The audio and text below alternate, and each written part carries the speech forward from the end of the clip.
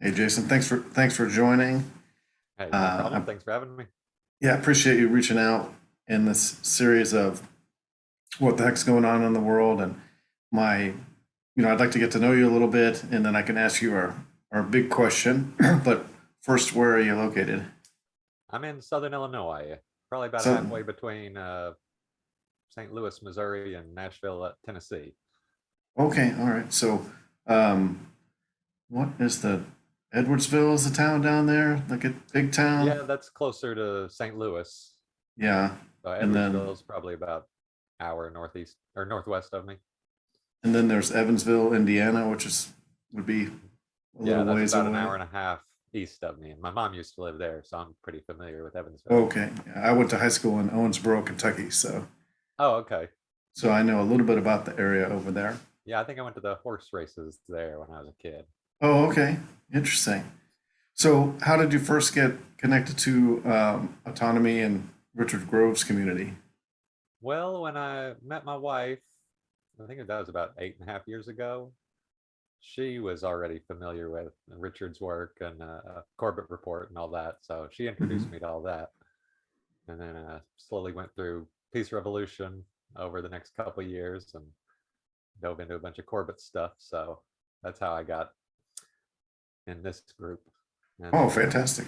Yeah. So that's a great introduction, to have kind of a trusted source say, hey, check this out. oh yeah, right. Yeah, the ultimate trusted source there. And Uh then huh. it can be a little intimidating maybe to see 93 or 95 15-hour podcasts and think, well, how am I going to do this? Oh yeah. Well, and it definitely took me a little while to get into the Peace Revolution. I dove into Corbett a little bit more at the start because it was a lot shorter, but Yeah, then yeah, it's once I dipped my consumable. toe into Peace Revolution, it kind of sucked me in, and then I couldn't stop listening to it. It is. I don't think I really listened to anything else for the couple months that it took me to work through that, or maybe 6 months. Yeah, wow. It took me, I guess, years to get through all that stuff. And Well, I, and I work with my hands a lot, so yeah. not really a lot going on up here. So you can listen to whatever you want and spend like 8 hours a day listening to something. So Oh, wow. So you I can got that. multitask. Oh yeah, so I could get through a Peace Revolution in like 2 days. Oh, that's great. So I did think the you, JFK one took me 3 days, maybe. yeah, yeah. Oh boy, those are fascinating. And do you have like anything that stands out, like a favorite podcast or anything I mean, specifically that you liked about it? I'd have to say that it's probably a standard answer, but the John Taylor Gatto stuff, probably some of the stuff that grabbed me the most. Yeah, yeah. And did you um, do the interview first, that the 5 hour interview, or did you dive right into the Peace Revolution podcast and then come up to that later? No, I think I did do the interview with Gatto. I watched that, and then Yeah, I dove into the Peace Revolution, and then they got the whole breakdown of the interview, and went it's through all. amazing. Amazing Oh how many yeah, people come to it through that, and it was such a great piece of work, and it left so many unanswered questions and rabbit trails to go down. It really wasn't like prescriptive. It was just like, okay, we're going to lay all this information out on the table. oh yeah, You can digest what you want, and here's uh a huh. bunch of places to go investigate. Oh yeah, lots of avenues, and you can kind of choose your own adventure, which one you're going to go down. Yeah, yeah, exactly. Choose your own adventure, and it wasn't, yeah, again, not prescriptive, and so much to learn. It opened up for me like a window of, well, I kind of knew something was wrong or different or not the way it should be, Hmm. and this shone a light in like a lot of the dark corners of information on where things were hidden. So it was really, really helpful. Oh yeah.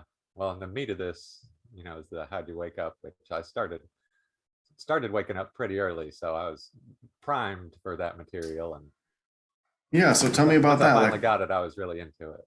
yeah, what was the thing that first gave you an inkling that something wasn't quite right with the world, or maybe it wasn't as you were being told? And then how did you, like, what was the first couple doors that you opened into that area? Well, uh, I mean, with most people, I'd say there's a little bit of that when you finally get told that Santa Claus isn't real. Hmm. And you're like, these people are lying to me about Santa Claus. What else is going on that they're not telling me about? Yeah. Although I didn't really think of it like that at the time, but I mean, most people in this Western society go through that. Maybe don't think about it like that, but still like a formative part of your childhood that the people that are Myths. raising you are, not really telling you the whole truth. Hmm. And then when I was 12, I think I watched JFK by Oliver Stone. And at that point, I mean, I knew movies weren't real, but it was so compelling that I was like, some of this might be true. So that kind of opened the questioning side of me and thinking that maybe the authorities weren't really all they were cracked up to be and might not be, 100% honest with us. Yeah. And Yeah. So, that got me so questioning when things. when was that? Like mid '90s or something like that, or I think that came out in early 90s, okay. maybe 91, 92. But I saw it I got it on VHS. I was a big movie buff when I was a kid. So I was always going down to the video store and just grabbing everything I could and going home and watching it all. I'd watch movies all day, every day if I could. Yeah, yeah. Blockbuster or whatever it was back then. Oh, It yeah. was I think I something got else that one from probably. Blockbuster. Yeah. And so did you end up like deep diving the JFK assassination or? Not really. I mean, at 12, you don't have your own car, and there wasn't really the internet when I was That's right. 12. I mean, I think I was 12 in 95. I don't think we got the internet till like 97. But I remember shortly after that, maybe a year or two, I came across a book, The Big Book of Conspiracies. So I think I got that from Walden Books or something. Okay. And so I was diving into that a little bit, but that was more like a all-encompassing conspiracies, maybe not the, forensic historian type that Richard or James does. They talked about the JFK a little bit, but then they'd also talked about Loch Ness Monster and Bigfoot, so an alien. Yes. Yes. I think Not a whole lot of real good meat to dive into there, but more, open the questioning side of my mind. I might have had that book myself. Uh-huh. Or I remember seeing something really like that. No, I think, yeah, it's right here. Oh, nice. Uh-huh. That's awesome. So, okay, so you have you see the JFK Oliver Stone, and a light bulb kind of goes off. You know that you've been lied to about Santa Claus and the Tooth Fairy, and maybe JFK now. That story is a lie. Maybe Oswald was a bit of a fairy tale, and Uh-huh. Yeah, definitely. so you get the big book of conspiracies, and it's let's call it late '90s, and then how what was next? Like for me, it was uh, 9/11, but just curious, like if there were other things prior to that. Yeah, 9/11, I think that was my junior year of high school. But I think probably around my freshman year of high school, a friend of mine turned me on to Coast AM. Did you ever listen Ah, to that radio show? yeah, yeah, Oh yeah, so all Art Bell and George Norrie, they fantastic. yeah, I was real interested in that. And they talk about aliens a lot, and I had a small interest in aliens, but I didn't really, buy that they were coming down and abducting people. It was more like the government conspiracy stuff that they talked about that I really liked, and also the fringe science kind of stuff. I remember really Yes. loving the Michio Kaku interviews. Oh, and what was Michio Paco into? I don't remember him. Michio Kaku, he was into like quantum physics and theoretical physics and string theory and all that, which Okay. I don't know what I don't know that I necessarily agree with a lot of the stuff that he was talking about at this point, but it was still, it worked the brain muscles for sure at the time. Yeah, so it kind of expands your horizons a little bit, and then you're working around the Uh-huh. edge of where you're told, and you're like, wait a minute, this is Oh off the yeah. edge. But there was also another story from the Coast to Coast. There was a guest they had on. I think his name was David Race Bannon, and he had a very great, compelling story about being in the intelligence agencies. And I think he was like supposed to be a hitman or something. And these, Russian spies, ladies are seducing him, and he's got to fight against them. And then it comes out later that he was never in any of those, and the whole Ah, story was made up. And I bought his book and read it, and so that got me questioning. That seemed real to me at the time and seemed pretty compelling. But now it's coming out that that's not real, so that kind of doubled me down on not just being interested in conspiracy theories, but being kind of looking at them with a more critical eye too. Because like yeah, just because these stories aren't from the mainstream and the person is claiming to have firsthand knowledge of it doesn't mean you can necessarily believe them. You got to still, have a critical eye and yeah, yeah. try Pretty and pretty verify their interesting. stories. Yes, and then how do you determine truth from fiction? Hmm. And then using that critical thinking and the lens, and then um, I think I fall victim to that a lot of times too. Is like, oh yeah, I believe that. Well, okay, you believe it, but where's the evidence? Like, Oh yeah, exactly. Right. what evidence do you have that Yeah. this Now I is try and real? just, if I find something new, I'll just try and put it on a shelf Yeah, in my mind until I can verify it or discard it. start to come up with correlating evidence. Hmm. Um, well, yeah, there's so many rabbit trails we can go down. I was just doing some JFK research, and I found out that it's likely that Marina Oswald was a KGB agent, and that she honey trapped Lee in Minsk, and then their goals were to come over to the U.S. as a married couple, and then get divorced and be able to operate as they saw fit. So I saw some signs of that in all of that story, and I guess James Angleton was onto it because it had happened so many times before, and was looking for ways to put an end to it. Okay. So I found that pretty interesting, um, related to the honey traps and stuff like that. But yeah, it makes for a good James Bond story as well, right? Oh yeah, definitely. Yeah. And they had all those Ian Fleming stories, and then E. Howard Hunt writing all the manifestos of the people who were assassins. And so there was a big set of fictions that came up to kind of cloak these real events in falsehoods to keep people off the trail. Oh yeah, right. You see that a lot in JFK. Really interesting. Uh-huh. Well, and it seems like Yeah, a lot of time, you can kind of cloak the truth with a lie to help try and discredit the truth. yeah, yeah. And so then you're a junior, you're in high school, you're Yeah. listening So then, to George Norrie and the gang, and then you get 9/11. oh yeah. Well, and when 9/11 happened, I remember thinking, man, that looks a lot like the controlled demolition shows that they have on Discovery Channel. That doesn't really look like what would happen if a plane just hit a building on its own, but Yeah, yeah. not really, didn't really dig into that and too much for a while. That just kind of was one of those things that I set on the shelf. Wasn't really convinced that it was Bin Laden or any of those people. And it did seem kind of strange that they had all the answers so quick, but So something didn't quite seem right. You're a uh-huh. junior in high school, and you just kind of file that away as, hey, this is something Oh to be yeah. aware of. Kind of smells a little bit. Uh-huh. But by that time in my life, I was big into music and smoking weed and going to music festivals. So Well, yeah, you're 17. yeah, uh-huh. There's So I had girls and more, stuff to do. uh-huh. So the other things were more interesting to me at the Yeah, time. absolutely.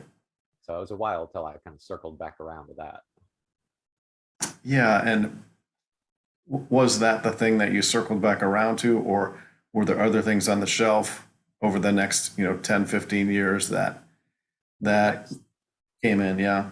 yeah, the next thing I'd say that I was curious and questioned was the Skull and Bones election, where Hmm, both hmm. presidential candidates were members of the Skull and Bones. Yeah. And it's like if anybody in the world or in the United States can be president, it seemed pretty odd that two people in the same tiny secret society would manage to be running against each other. So that Yeah. kind of reinforced, what the questions I'd started having with JFK. It's like, okay, this isn't how it's laid out. It doesn't seem like just anybody can be president. It seems like you got to be at least approved to be president. Anybody who's in Skull and Bones can be president. You're right, exactly. And then anybody could be in Skull and Bones, right? I mean, it's egalitarian society, maybe. Oh yeah, right. As long as your parents set you up for it. Yeah, yeah, as long as you're born into the right family.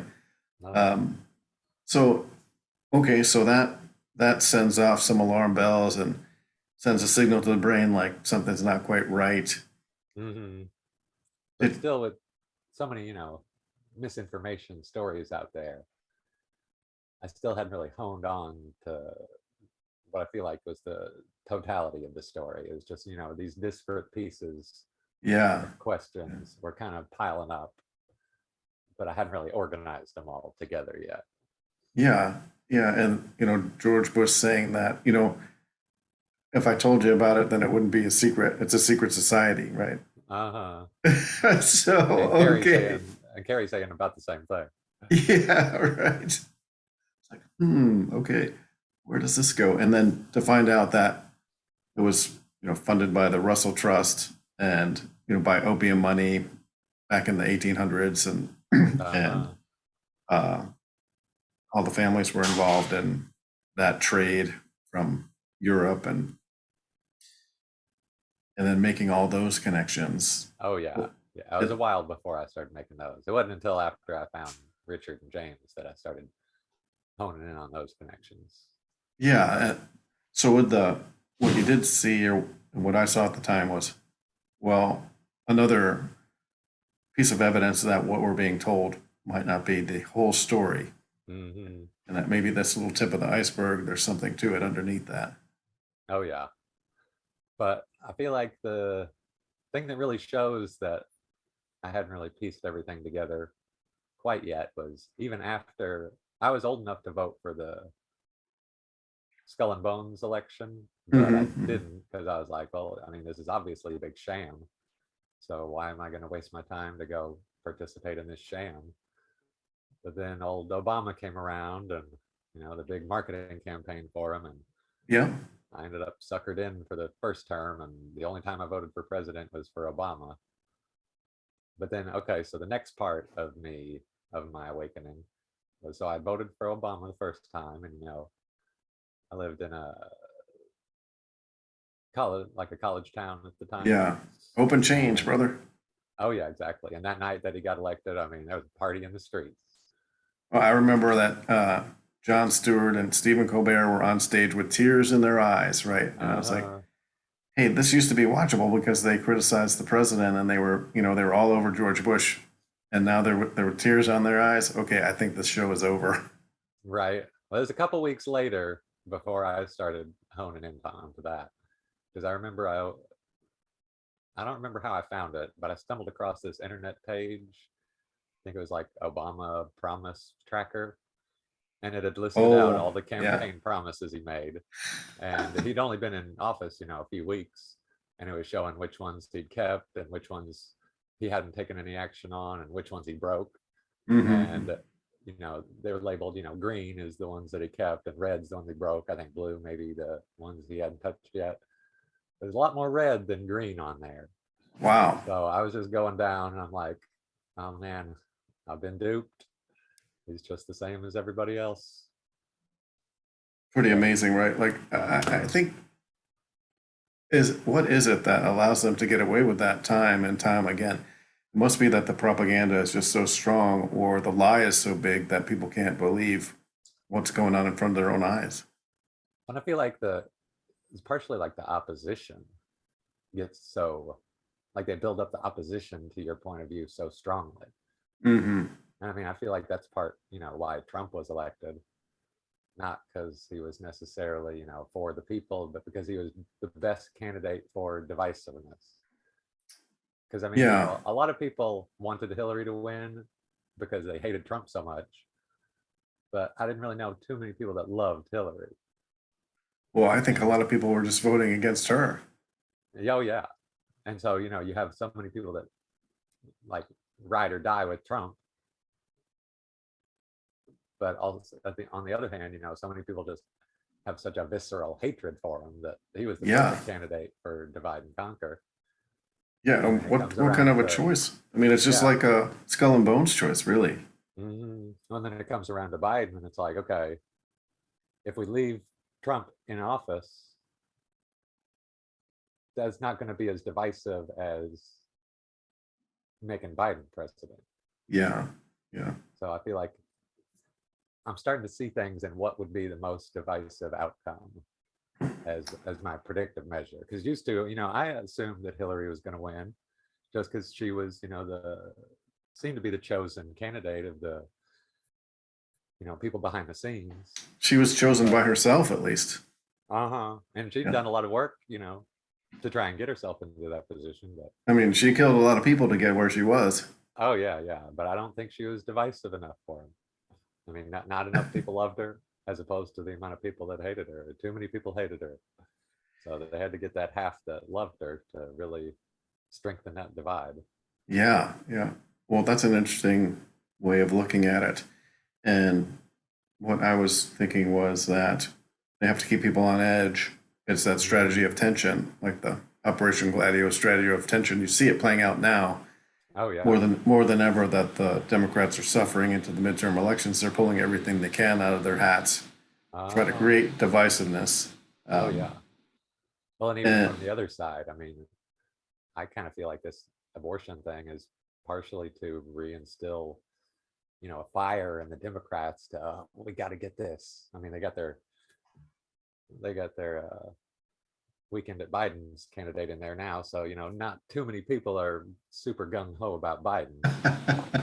They got to throw something out to make the Democrats really riled up and yeah, yeah. make sure you get Well, out there and vote, support the system. it is interesting. You know, incidentally, anecdotally, the neighbor was by and his wife kind of teeters on the fence. And he said, she's voting straight Democrat now with this Roe versus Wade thing. And I said, oh, Uh, okay. That's oh, what this thing is about. I've seen a lot of people saying that exact same thing. Yeah. Yeah, that's what this thing is about. Because that's the most important issue, which is pretty interesting. And Well, because when the Supreme Court leak came out that they were going to do this, yes, I was thinking, okay, that's just they're leaking something to rile everybody up, but they're not actually gonna, you know, restrict abortions because the people in charge are eugenicists, so that's what they're in for. yeah. But Well, they push it down to actually the doing it, states. yeah, and doing that helps to divide more than if they kept it going. So yeah, what's next before the midterm elections besides war? I mean, war is the thing that they'll pull out. I'm thinking they'll have another couple shootings, but I don't Oh know yeah. what else. Yeah, a couple mass casualty events where the cops go to try to help and stand outside for an hour, Hmm. things Well, we like that. could have some more riots, maybe. Oh, riots! We could do riots. I think they have a wheel and they just spin it like Thunderdome, right? Like spin the Uh, wheel. What are we gonna oh yeah, do this right. week? Yeah, yeah. It's like it So seems like they put some more different things on the wheel, but I mean, yeah, the things that are already on the wheel seem to be working. So why add to it and and if you go change the back game? historically, they fit from a historical perspective. It all kind of fits together: the Reichstag fire and the communists and the Operation Gladio and the getting people riled up and keeping them tense. I think if the TVs went off, maybe it's not just the TVs, but the internet and the phones went off, then the world would be at peace. It'd be pretty interesting. That would be pretty interesting. And I mean, they're talking about cyber pandemic, but if they did that for a couple days, I could see it having a positive effect in their favor. But it doesn't seem like they could do it for too long because then the propaganda wouldn't be shoved in everybody's face. Yeah, yeah, and They that's need how that constant propaganda to keep the system going. to keep people riled up. So, Uh-huh. so now that you we've gone through some of the awakening process and then some of the crack in the door and some of the major events. Like, how do you operate in the world knowing all those things now? That's part of the challenge. I I guess I'm lucky that I've always been an optimist. always looked on the bright side of things and just tried to see people as people. Hmm. And the more I understand about it, I guess the more empathy I have for everybody, because they have been so mentally decimated, I guess, by, people that have a deep understanding of psychology. Yes. So it's Yeah. like you see a kid out there that's acting up, and it's like you don't necessarily hate that kid because he's just a kid, and maybe he didn't have good parents, and that's why he's acting up. And if he'd had better, better teachers and better role models, he might not be acting that way. And if you go beat the kid or something, that's not going to help anything. That's just going to make No. the situation worse. So I just look at all these people out there that are, stuck in adolescence, even into 60s, 70s, 80s. Yes. Yeah. And so I just really feel for those people that they're causing themselves so much suffering and spreading the suffering throughout the Yeah. world, but they're not intending to do that. It's just They kind were, of the position they've got put in, and they haven't at least comprehended that it doesn't have to be that way. Now the people that are, you know, do understand how the system works and are using that to their own advantage. I mean, I don't necessarily hate them because they still, were raised into not caring about people. hmm. But once you're intentionally hurting other people like that, then I'm not necessarily a fan of you, even though I don't necessarily hate you per se. Yeah. And maybe that's part of the game is that that big lie that this is all for your benefit and there really is no evil out there and everybody's trying to do their best and this is just corporate and government groups trying to protect you from your ignorant self. Uh, Uh, and it's hard not to like have some resentment for the sense of loss of the time and the mental energy and the spirit energy really that we lost by being propagandized to for 20, 30, 40, 50 years. oh And yeah. then, when you begin to come out of the fog and you're like, well, it didn't really have to be that way. Uh, Well, you, especially like, you listen to people on the right and on the left, they're arguing. And it seems like 80, 90% of the time, they're arguing in the same direction. I mean, they're not even like arguing different points. They're arguing for the same thing, just with the different language that their side has given them. hmm, But then when you flip the definition from the view of the other side, it's like they don't even understand what the other side is trying to say. So they think that, someone on the right's pro freedom. Oh, you mean you want to be able to murder me? But that's not normally what the person on the right's saying. They just don't want other people infringing on their freedoms. right, right. So it's like such a lack of understanding. I feel like if, we got more down to the essential definitions of things as opposed to, and that's, a big problem with the English language. It's like words can have so many different meanings Hmm. that if you don't get people to define how they're using their words, it just leads to misunderstanding after misunderstanding, and it just snowballs. And you got people civil warring with each other, even though they agree on everything almost. Yeah, yeah. And so much of communication is more than the words. And that's why it's difficult to communicate over this venue, right? Where I can't like read your body language effectively. Like there's no, we have to go through the wires to get our feelings over there in the aura. And when we're in the room, you're just kind of like in touch with it, right? And I Oh think yeah. that's where the stay 6 feet apart from people was, right? To keep people Uh-huh. from connecting. Well, well, and even though we're connecting digitally right now, I mean, even this is a lot better than just typing on Facebook or something, because then you can't even see the person or hear them. You can Right, kind of right. infer their tone or That's why put sarcasm doesn't words on work the on screen. Oh, I my know, yeah. On text messages. You got to do like the upside down smiley face if you're being sarcastic or something. Something, yeah. Yeah, so I like that idea of optimism, and I want to pursue that a little bit more. And like, what makes you optimistic, and then what actions do you take in optimism? No, I don't really know why I'm optimistic. I mean, I feel like I've always been optimistic.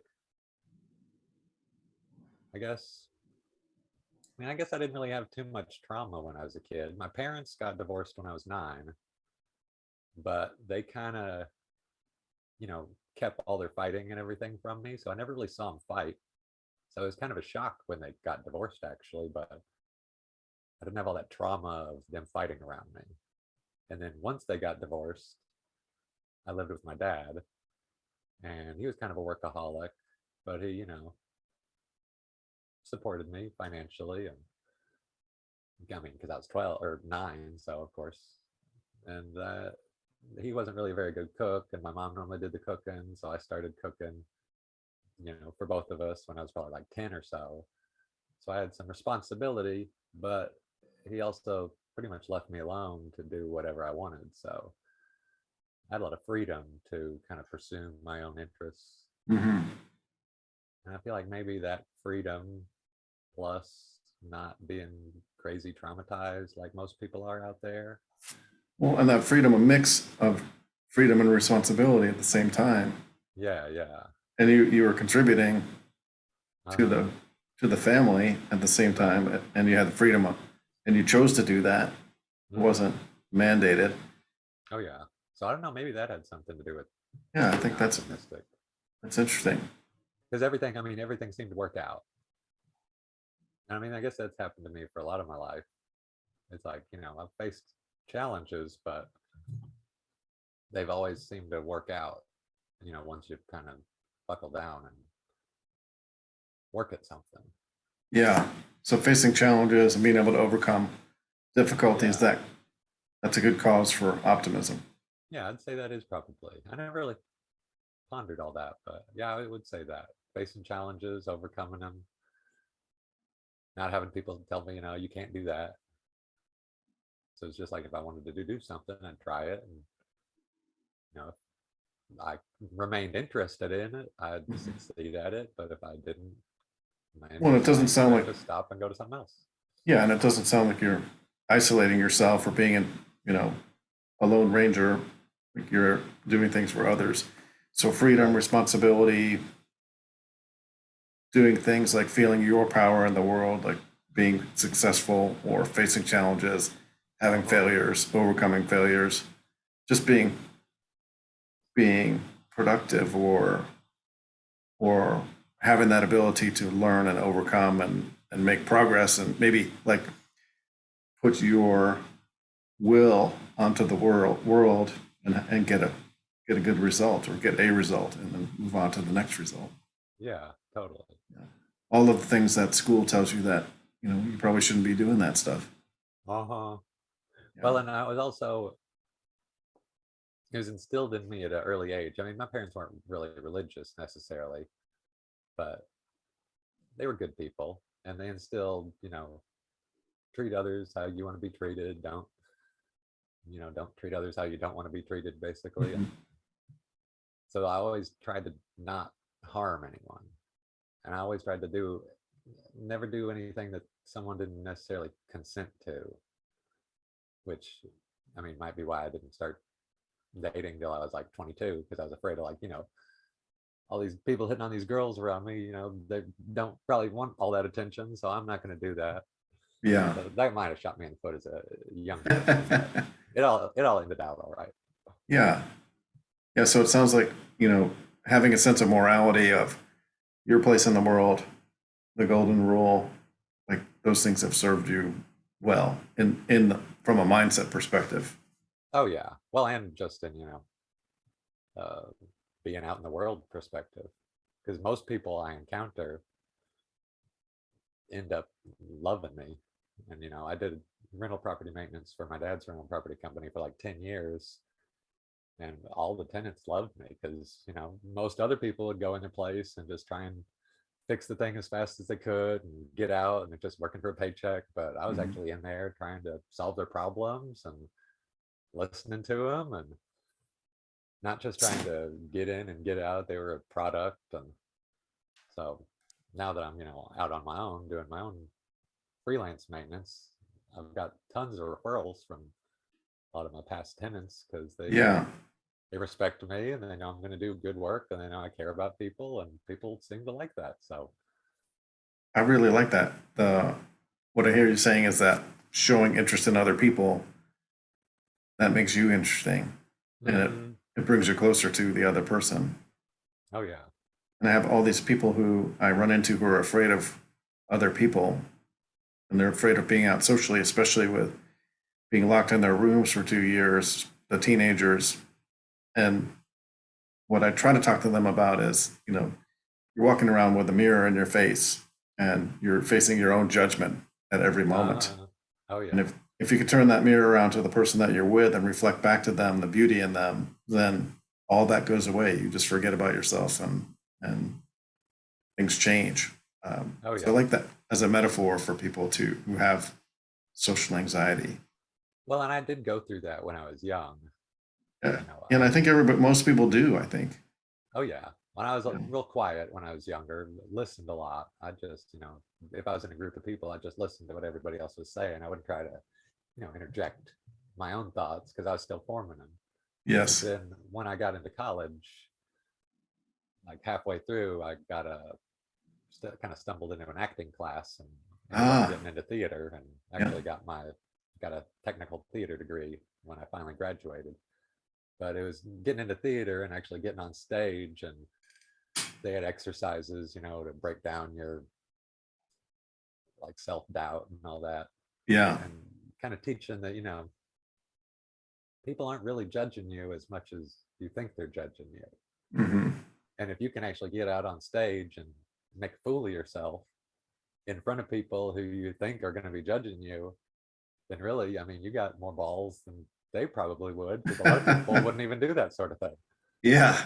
Yeah. So So that, you had so that, trial by fire, right? The oh exposure yeah, therapy. Yeah. so grasping that, after that, I was like, yeah, I mean, everyone else is facing similar challenges to me and has similar self doubts. So why am I going to doubt myself when they're not, these angels that are come down from heaven to judge me? Right. They're just normal people, so might as well be myself around them. Yeah. I love that. I love that story of being on stage and having that help you overcome that anxiety or the social anxiety or the fear of making a fool of yourself or being judged. And I think that's so prevalent in the society, and then media judges everybody. So Oh yeah, totally. and they create impossible standards that nobody can meet, um, Uh-huh. in order to judge people by. And so that like habit of judging people is, in my mind, fairly toxic. Oh yeah. And it's definitely being taught to everybody. You're supposed to judge everybody Yeah, harshly and not have any forgiveness. And even if they change their ways and try to atone for their mistakes, they still made those mistakes, so you can't forgive them. yeah, no, lack of forgiveness. Um, Uh-huh. so, like, how did that all that experience, and I guess what led you into autonomy? Like, how did you get connected with them? Was that through your wife as well, or? Well, so okay, so yeah, there was the elections and I voted for Obama and that turned out that I was duped. And then that was a few years before we met.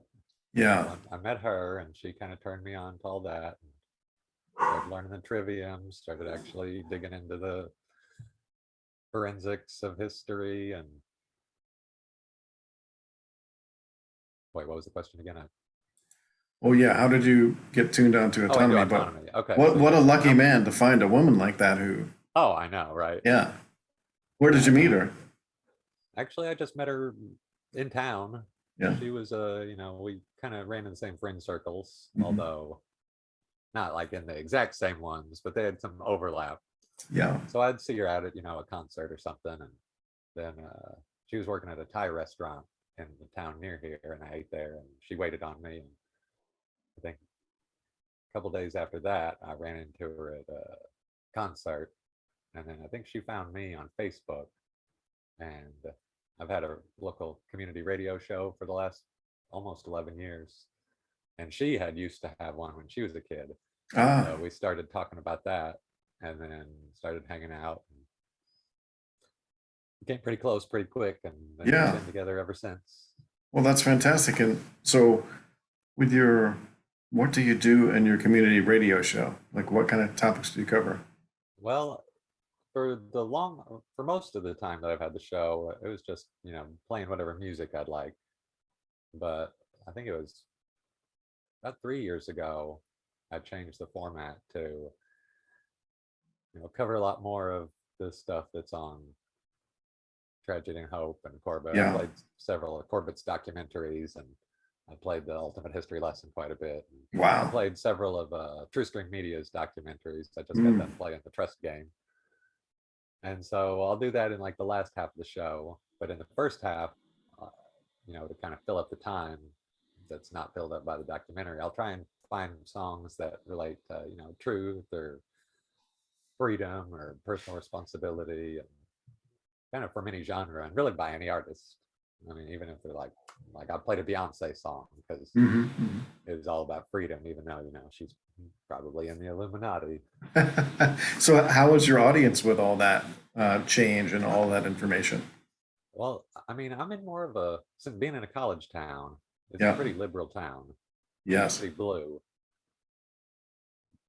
but I've only got a few hate calls. Most of the time, if someone calls or I, run into someone in public at a WDBX event or something, they're always, thanking me for playing that sort of thing. And like a lot of people really need to know that information you're playing, and I'm really glad you're playing it. The world's really going to hell in a handbasket, and if more people are talking about the things that you're talking about, probably help some. So that definitely makes me feel good that Yeah. people are appreciating what I'm putting out. Yeah. And it's Although so the hate calls are enjoyable in their own way. 'Cause, they're so funny. I mean, I was playing. I think it was the first time I played Ultimate History Lesson. I've played it a few times, but the guy called, and his issue was that, and this is a guy who I've heard from before, because right after my show, Democracy Now! Plays. oh my goodness. Oh, I know. Which I'm kind of glad I'm before that. So it like kind of gives you a little juxtaposition. Like, Yeah. okay, after listening to my show, maybe it'll put Democracy Now! in a little bit of a different light. But so he's a big Democracy Now! Fanatic. And one day I was like 30 seconds late starting it. And he calls the station up and he's like, "Where's Democracy Now! I need Democracy Now! How am I going to know what's going on in the world if Democracy Now! is not on the radio?" And so I was playing the Ultimate History Lesson, and John Taylor Gatto mentioned that he'd given a talk at what is it, the Koch brothers Foundation. Yeah. What is that one called? I forgot. Cato There's a couple. Institute. Cato. Cato Yeah. Institute. Yeah. Yeah. So he's like, this guy talked at the Cato Institute, so he's obviously, in bed with the Koch brothers, and he's just some right-wing crazy person, and Yeah. he's probably racist too. And I'm like, he's talking about teaching these kids, these like, inner city kids, and nobody really gives him a second thought, but he's actually treating them like people and they're excelling. So how is that racist?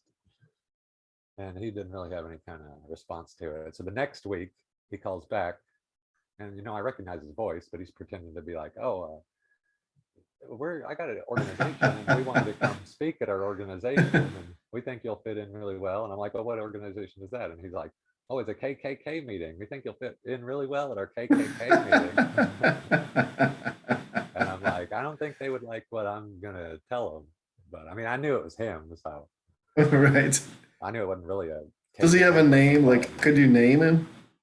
I've never got his name, and Well, I think I maybe would giving maybe him a recognize his name. voice. Oh, giving him a name? Yeah, giving him a name and then calling him that when he calls so that he knows, right?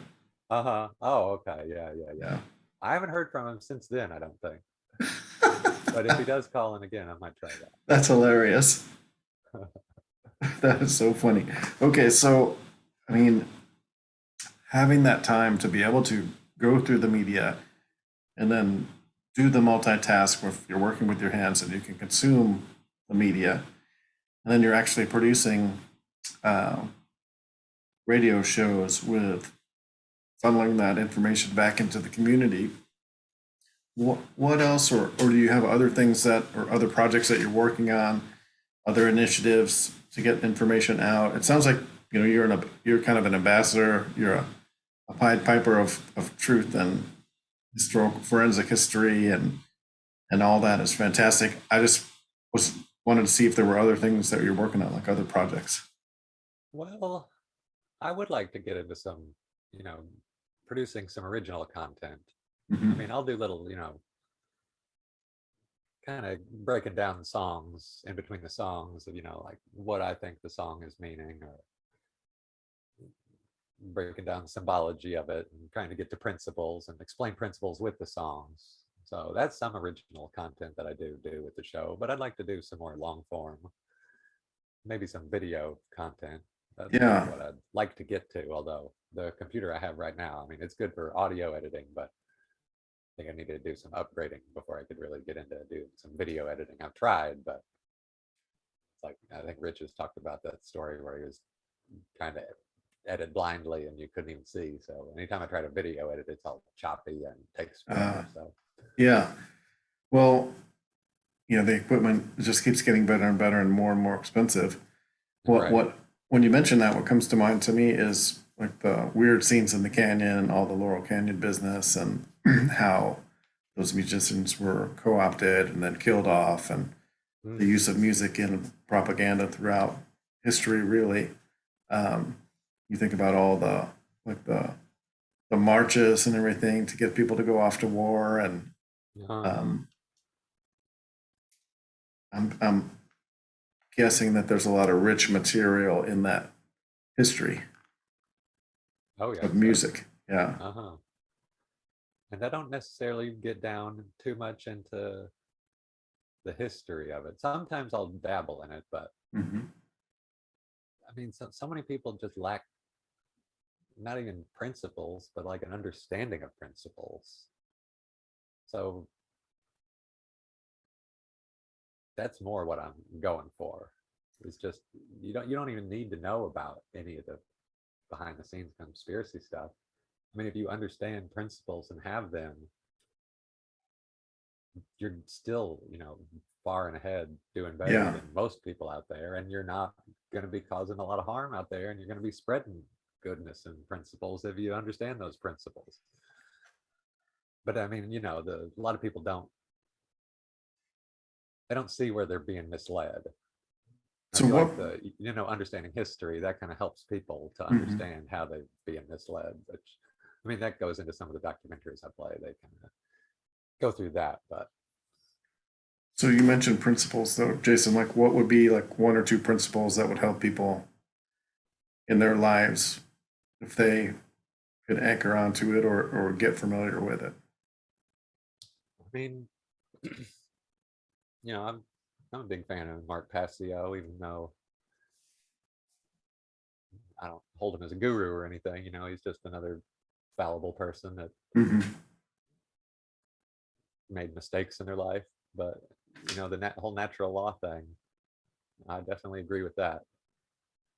And just it kind of boils down to consent. Like, don't do things to other people that they don't consent to.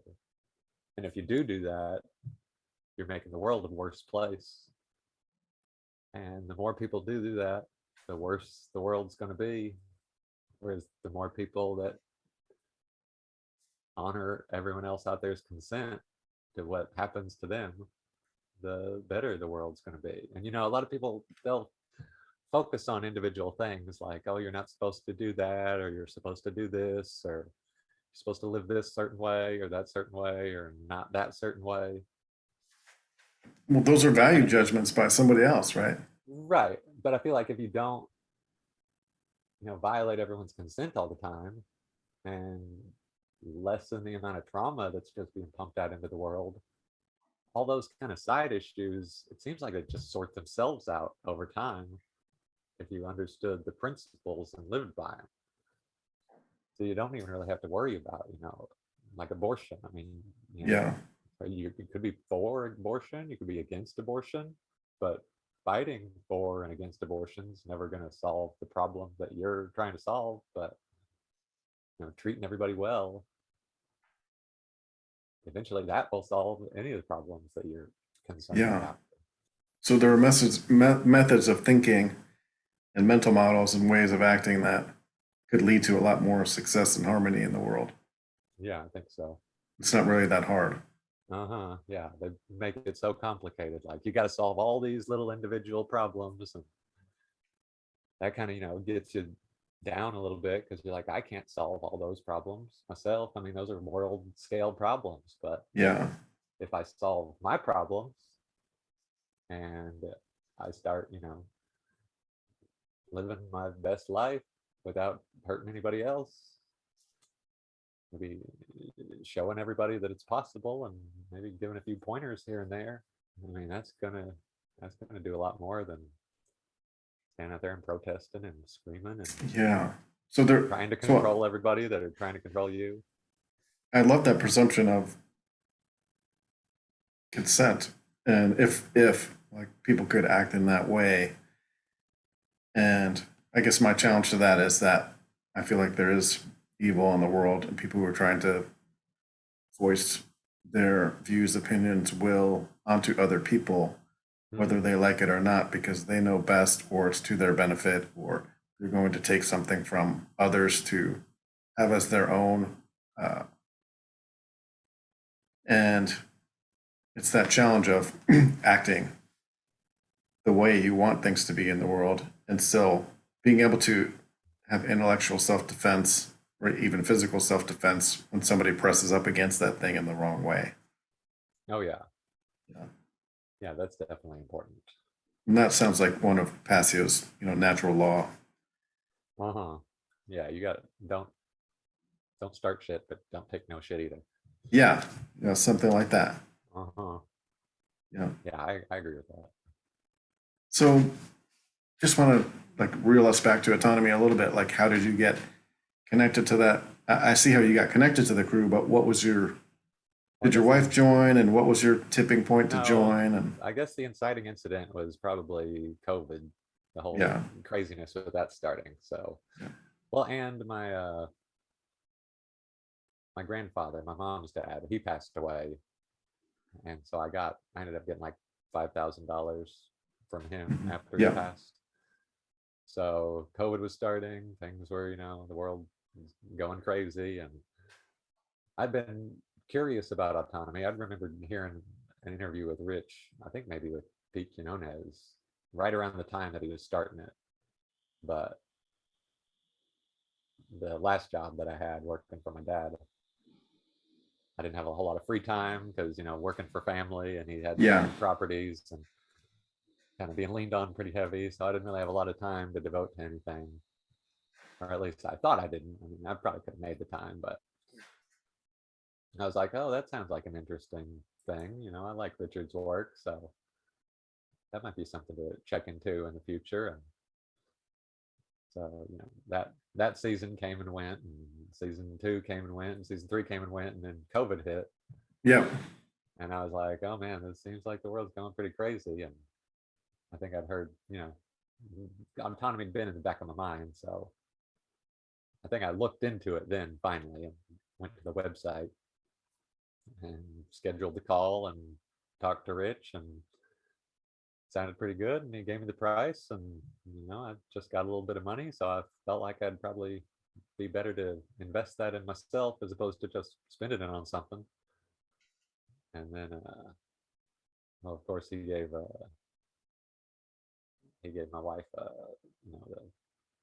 access to the community too, although she's been busy and hadn't really dove in, and she's kind of shy a little bit, so she hadn't really overcome that. But I'm not pushing her, it's there if she wants to join, but if not, that's fine too.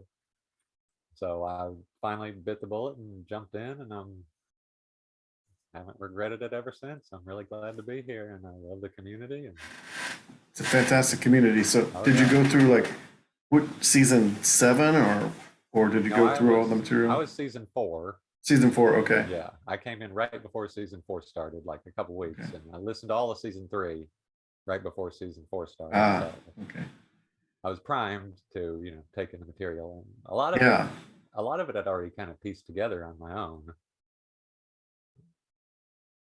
But it was nice having, all the kind of different disparate pieces that I'd gathered over the years kind of pieced together. Yeah. And a few of the gaps that I hadn't quite got to, those got filled in too. And then, now I'm left the job I was working for my dad. Now I'm going out on my own. I don't know if I'd done that before autonomy, and Hmm. used a lot of the techniques that I started developing before then and honed in it. And so yeah, I feel like I'm on the right path. So you're putting it into practice then, things that you consolidated and Uh-huh. put that into practice. And I'm wondering, because for me, the best part of it was really the community, like Oh yeah. being Yeah, able the to walk community is through some great. of these things with people who, yeah, that's a diverse community, and there's some people have strange and interesting ideas that everybody is welcome to pursue and not be put down because they have those ideas, which is a lot of fun. Oh yeah, And definitely. you just have to have accepting community of people who are willing to think about things and tell you when they disagree, and then Uh-huh. respectfully for the most part. So that's, what else would you want from a group of people who are really intelligent, and Oh yeah. they're get you closer to reality and closer to truth, and you can Mhm. do it together and have a lot of fun. And then Yeah, yeah, seeing people in real life, like going out to meet them, so they're just not your internet friends or your Zoom friends, is an uh-huh. extra bonus. Yeah, Oh yeah, yeah, for sure.